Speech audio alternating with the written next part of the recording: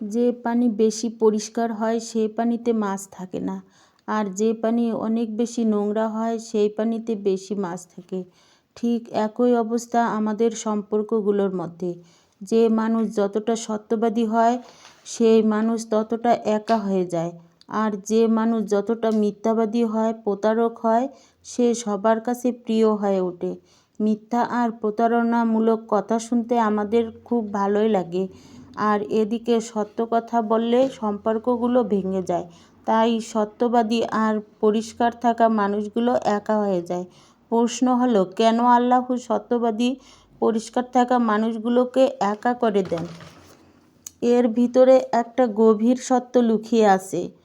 একবার ভেবে দেখুন, আপনি যখন সত্যবাদী হন তখন দূরে সরে যায় ওই মিথ্যাবাদী লোকগুলো।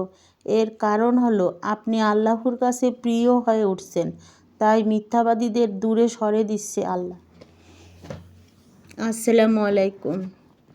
আশা রাখি আপনারা ভালো আছেন। আলহামদুলিল্লাহ, আমিও অনেক ভালো আছি। এখন রান্না করতেছি গরুর মাংস দিয়ে আলু ভাজি করব।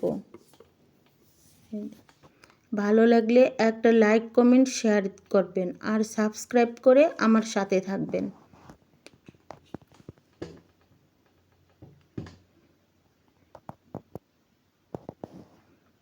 আর এই রান্নাটার আগে যে রান্নাটা করলাম এটা কিন্তু আমাদের অঞ্চলের একটা খুব জনপ্রিয় খাবার, পাট শাকের গিরো বলে ওটাকে।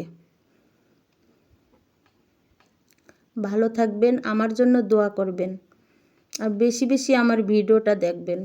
এখন বিকেলবেলা, বাইরে থেকে আমার ছেলে আমার মেয়ের জন্য শর্মা নিয়ে আসছে, ও এখন খাচ্ছে। আমার ভিডিওটা বেশি বেশি করে দেখবেন। আল্লাহ হাফেজ।